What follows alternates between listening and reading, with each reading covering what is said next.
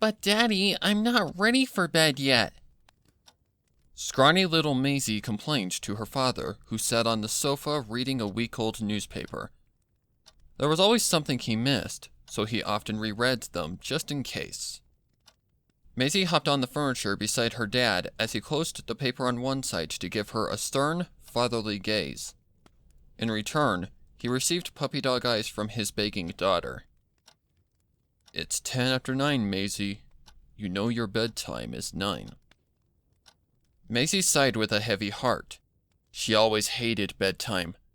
Not just because, as any fool her age, had loads of energy and wanted to stay up and play, but because of the problems she had been having the last few weeks. You see, Mazy had begun hearing unholy, terror-inducing ambience from under her bed after bedtime. It occurred after only an hour of lights out.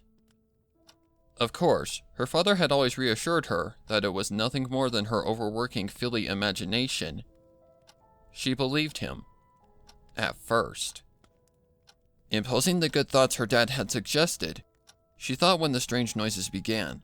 She had hoped it would eliminate the noises. It only made things worse. Little by little, the noises grew stranger and more threatening. Of course she had told her father this, and he merely scoffed. He didn't believe her. No pony did.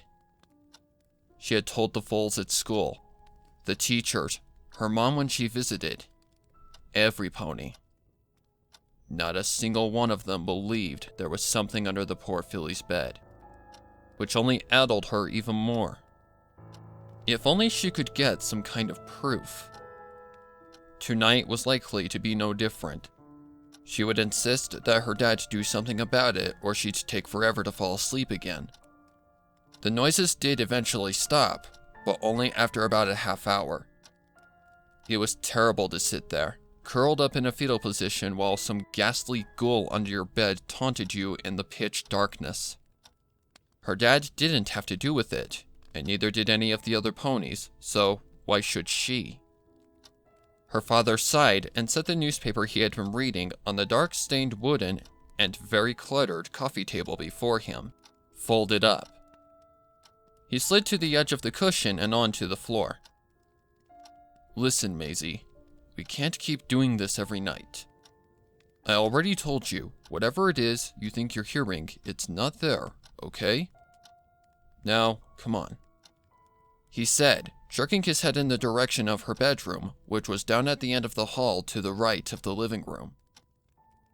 Mazy hesitated for a long moment before swallowing the rock in her throat and slowly making her way to her bedroom, where her dad had already flicked on the light and went inside to make up the bed for her. Mazy went to her room and hopped into her soft, pink-themed bed at her dad's request. He sat on the edge of the bed and gave her a concerned look, his eyes searching hers as she stared up at him, shivering with what he thought was unfounded fear. After sitting in silence with her for almost a minute, he spoke softly. "Mazy, I know you think there is something under your bed at night. This used to make me smile because I too thought something was under my bed when I was your age." Mazy looked away, embarrassed.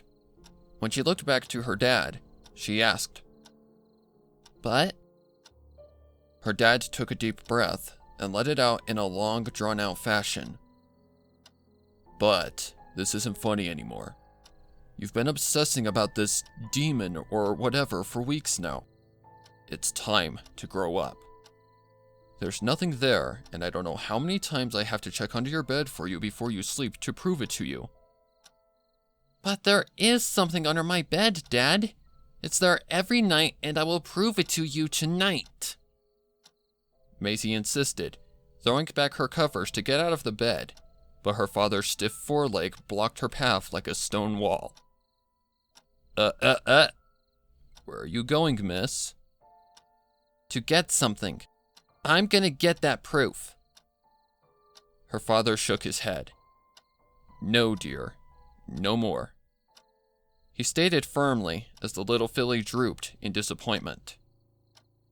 "You're going to bed, and there will be no more talk of monsters after tonight. I have a feeling your mom is very displeased with you bringing it up every time she comes over. Her visits are few and far between, so you should enjoy those times instead of talking about monsters. Understand?" As much as she didn't want to, she acceded, giving him a single nod and averting her eyes from his, feeling ashamed. "Good girl. Now, off to Dreamland with you," he said, kissing her forehead gently before standing up and moving for the door. But Mazy's brain hatched an idea. "Dad, can you get me a glass of water before I go to sleep, please?" Her dad stopped in the doorway, and without turning, he replied, "Sure, honey. Hold tight." The instant her dad disappeared down the hall, she knew she had a limited amount of time to execute her plan. Without missing a beat, she flung her covers back for the second time that night and jumped out onto the floor, careful to land as quietly as possible. She made her way into the hall, where she moved straight across into her father's bedroom. She knew just how to get her proof, and that was to use her father's camera that he kept in his dresser drawer.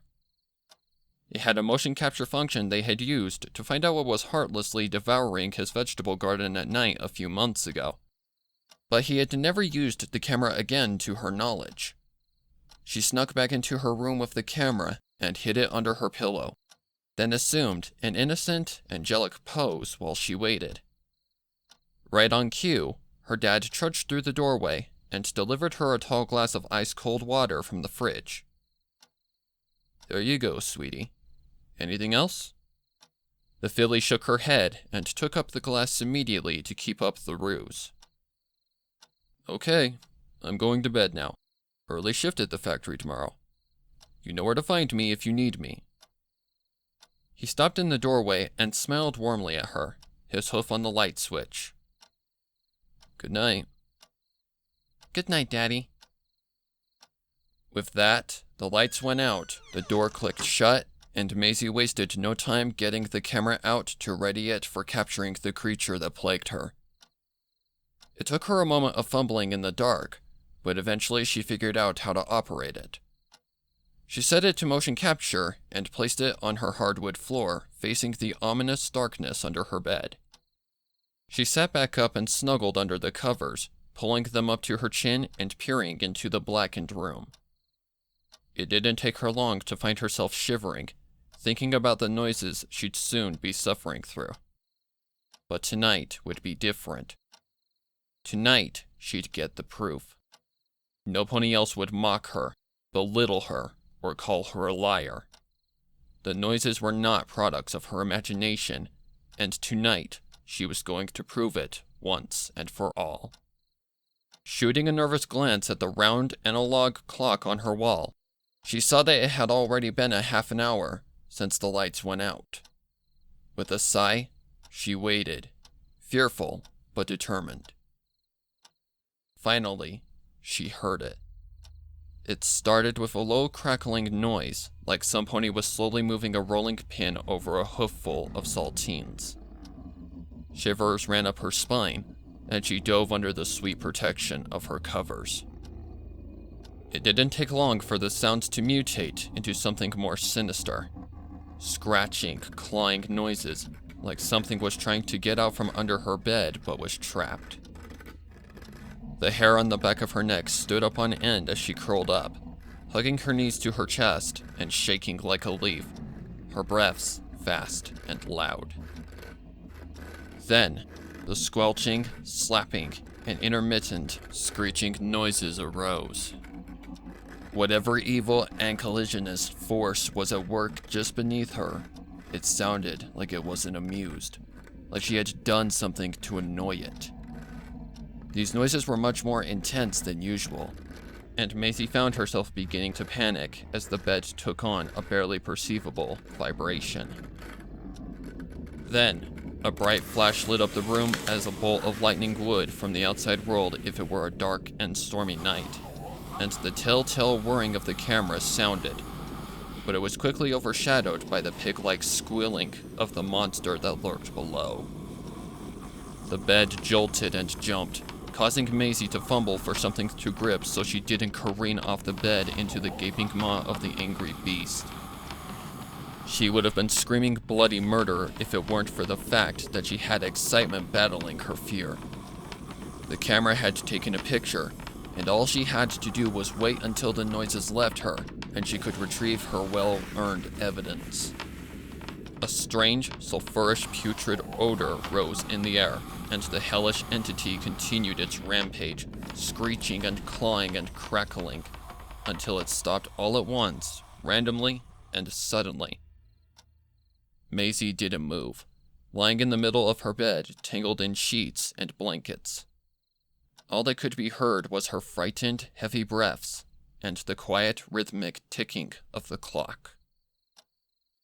She waited, counting slowly to 100 as she had been taught recently in school.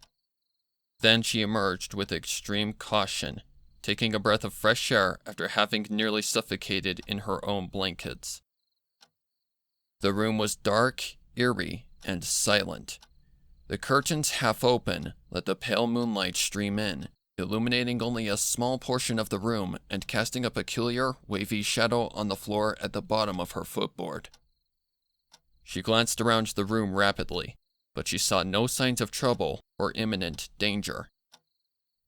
Taking a deep breath, Mazy peered over the edge of the bed, spotting the camera right where she had left it.